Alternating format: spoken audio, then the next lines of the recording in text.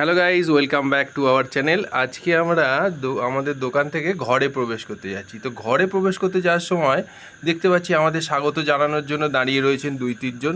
তাদের মধ্যে একজন তো দেয়ালে এইভাবে রয়েছেন, ঠিক দরজার পাশে। এই যে আমাদের ঢোকার দরজা, আমরা একটু আনন্দ সহকারে ভাবলাম যাক ওখানে তো কেউ নেই, আমরা দরজা দিয়ে ঢুকে পড়ি। কিন্তু না, সেটা আমাদের হতে দেওয়া যাবে না। দেখো দরজায় ঠিক আর একজন বসে, কি রং বাহার তাদের।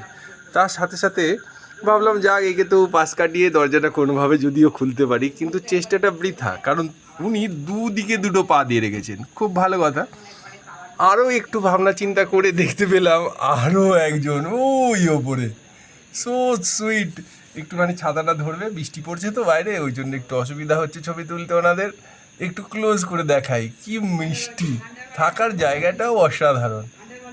এই হলো আমাদের বর্তমানে বাড়িতে ঢুকতে না দেওয়ার 3 জন দারোয়ান।